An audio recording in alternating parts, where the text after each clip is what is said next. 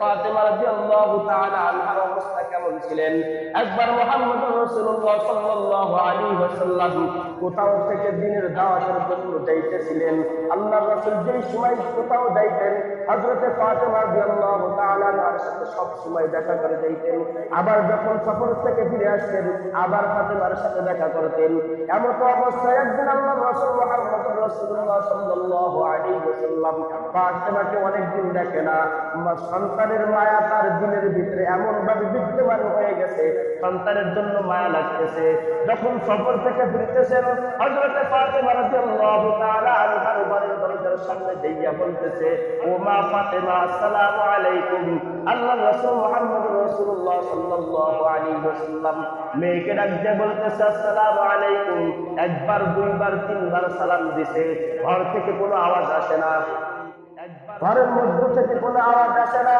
হযরত মুহাম্মদুর রাসূলুল্লাহ সাল্লাল্লাহু আলাইহি ওয়াসাল্লাম কিছুক্ষণ ওখানে অবস্থান করার পরে দিনের ভিতরে একটু কষ্ট লাগতেছে, সন্তানকে ডাকতেছে বাবা, আর সন্তান বাবার কাছে আসতেছে না।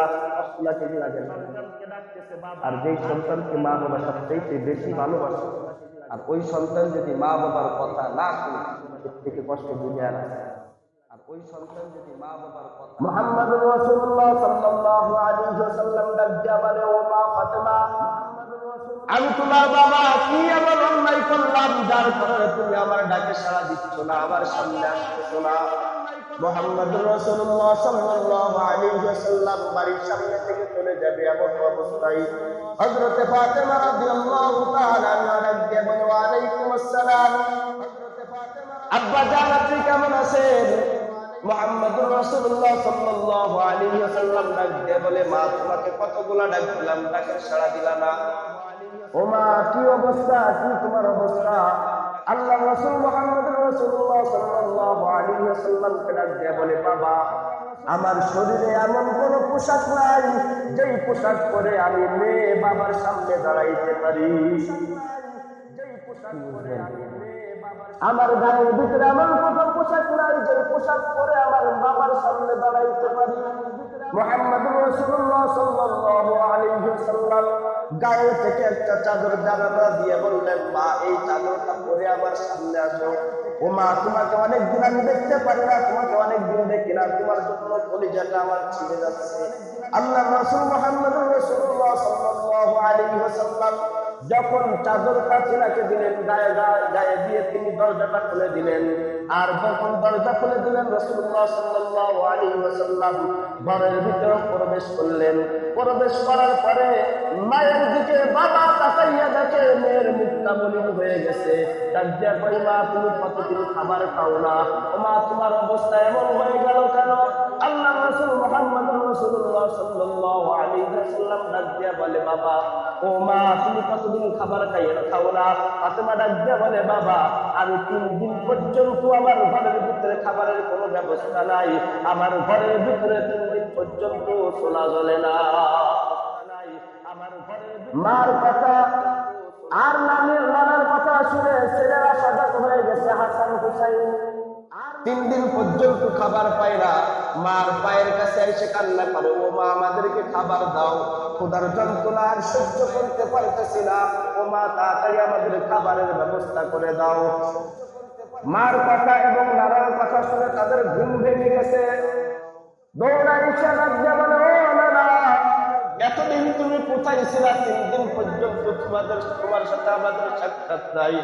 ও নানা আমাদের যখন পেটের ভিতরে ক্ষুধা লাগতো, ও নানা তখন আমরা তোমার চেহারার দিকে তাকাইলাম, ক্ষুধা নিবারণ দিয়ে যাইত। ও নানা তখন আমরা তোমার চেহারার দিকে তাকাইলাম, তোমার চেহারার দিকে তাকাইলে আমাদের ক্ষুধা নিবারণ হয়ে যাইত।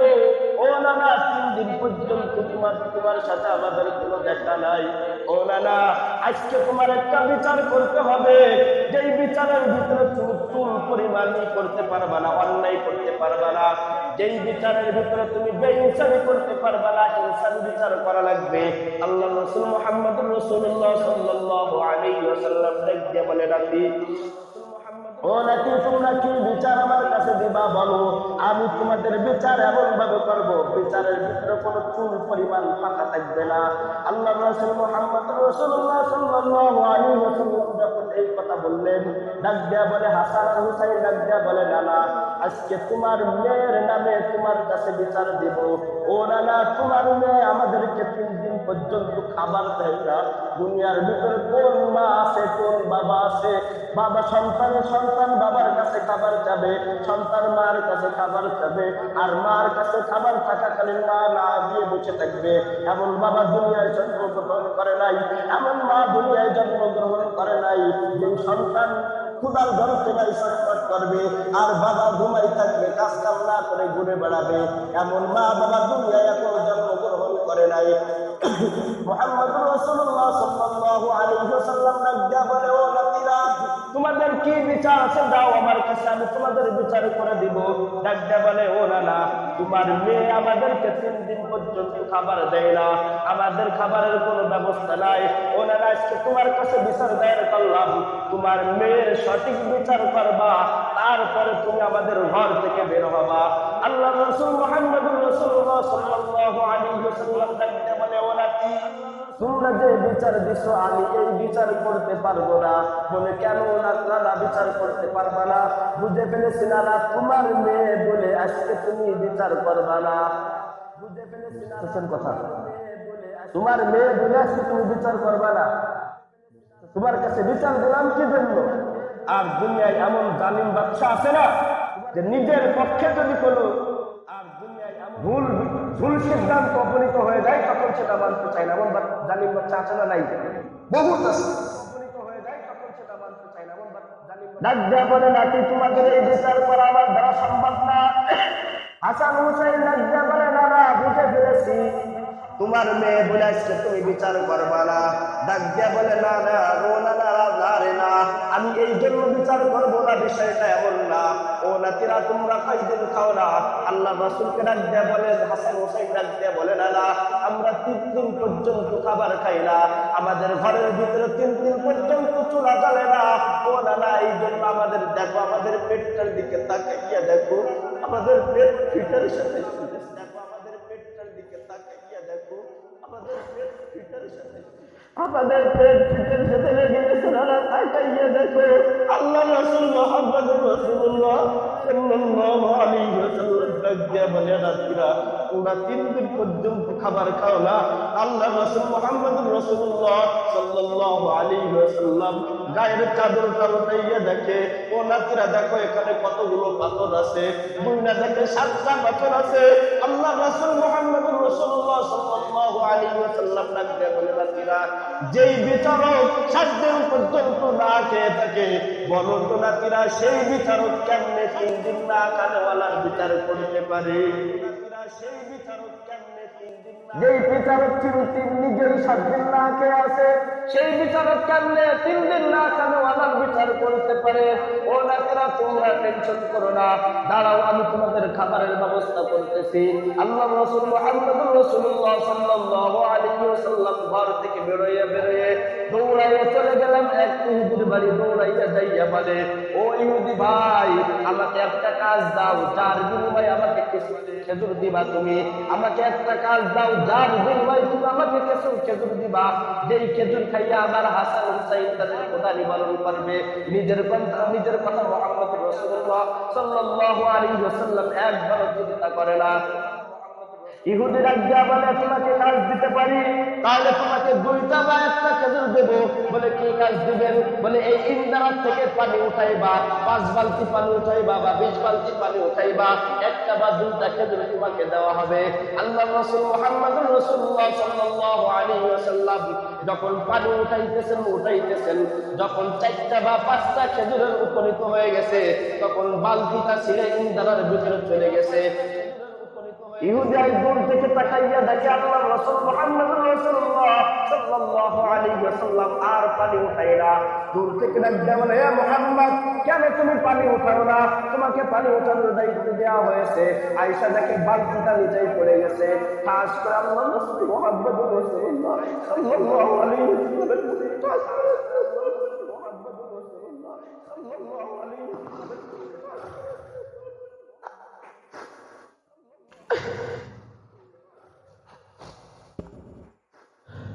যখন চর মেরে দিচ্ছেন আল্লাহ রাসূল ডাক দিয়ে বলে ইহুদি ভাই হাতে ব্যথা পেয়েছে, 7 দিন না খাওয়া আমার হাড় গুলো জেগে গেছে, হাতে ব্যথা পাইছো চর দেওয়ার আল্লাহ রাসূল তখন ওই খেজুর গুলা দিয়ে রওনা দিতেছিলেন, পানি আর উঠাইতে পারতেছিলেন না। আল্লাহ রব্বুল আলামিন আরশে আজিম থেকে তাকাইয়া দেখে ইহুদি তার বন্ধুর গানে চড় গেছে। আল্লাহর রাসূল মুহাম্মদুর রাসূলুল্লাহ সাল্লাল্লাহু আলাইহি ওয়াসাল্লাম তার সাথে কি সুন্দর আচরণ করতেছে। আল্লাহ পাক রব্বুল আলামিন জিবরাইল আলাইহিস সালাতু ওয়াস সালামকে ডাক দেয়া বলে, জিবরাইল, ও জিবরাইল যাও, জলদি করে যাও, আমার বন্ধুর হাত থেকে যেই বালতিটা ইন্দারার ভিতরে পড়ে গেছে, আমার বন্ধু ওই বালতি ইন্দারার ভিতরে দিয়ে চলে যাবে, আমি আল্লাহ এটা সহ্য করতে পারবো না। যাও, জলদি করে যাও, আমার বন্ধু মুহাম্মদকে ডাক দেয়া বলো ওই বালতি যেন উঠাইয়া দেয়া সে ওখান থেকে বিদায় হয়। আল্লাহ রাসূল মুহাম্মদুর রাসূলুল্লাহ সাল্লাল্লাহু আলাইহি ওয়াসাল্লামের কাছে হযরত জিবরাইল আলাইহিস সালাতু ওয়াস সালাম ডাক দেয়া বলে, আসসালামু আলাইকা ইয়া রাসূলুল্লাহ, আসসালামু আলাইকা ইয়া হাবিবাল্লাহ, ইয়া আল্লাহর রাসূল মুহাম্মদুর রাসূলুল্লাহ সাল্লাল্লাহু আলাইহি ওয়াসাল্লাম, আল্লাহ পাক রব্বুল আলামিন আপনাকে অর্ডার করেছেন ওই ইন্দারা থেকে বালতিটা উঠাইয়া আপনি ইহুদির হাতে দিয়ে যাবেন। আল্লাহর রাসূল ডাক দেয়া বলে, ভাই জিবরাইল আমি কেমনে উঠাবো, আমার হাতে কোনো রশি নাই, আমি কেমনে উঠাবো? জিবরাইল আলাইহিস সালাতু ওয়াস সালাম ডাক দিয়ে বলে, ইয়া রাসূলুল্লাহ, ইয়া হাবিবাল্লাহ, আপনি শুধু ইন্দারার ভিতরে হাতটা রাখেন, বালতিটা সে আপনার হাতে চলে আসবে। বলেন না সুবহানাল্লাহ। বালতি আপনার হাতে চলে আসবে। আল্লাহ রাসূল মুহাম্মদুর রাসূলুল্লাহ সাল্লাল্লাহু আলাইহি ওয়াসাল্লাম তাই করলেন, ইন্দারার ভিতরে হাত দেওয়ার সাথে সাথে বালতি সে আল্লাহ রাসূলের হাতে চলে আসে। যখন বালতি চলে আসেন ইহুদিকে ডাক দিয়ে বলে, ও শিশু ভাই, এই নাও তোমার বালতি, আমার হাত থেকে ছিঁড়ে পড়ে গেছিল, সেই বালতি তোমার হাতে আমি বুঝাই দিয়ে গেলাম, আমার খেজুরগুলো আমাকে দিয়ে দাও। আমার নাতিরা না খেয়ে আছে, তাদের পেটটা পিঠের সাথে লেগে আছে। মুহাম্মদুর রাসূলুল্লাহ সাল্লাল্লাহু আলাইহি ওয়াসাল্লাম খেজুরগুলো নিয়ে দৌড়াইয়া চলে গেলেন হাসান হুসাইনের কাছে। সেইয়া হাসান হুসাইনদেরকে খাবারের ব্যবস্থা করে দিলেন, খেজুর দিলেন, বলো নাতিরা নাও, আমি এই কাজের বিনিময়ে তোমাদের জন্য খাবারের ব্যবস্থা করতেছি।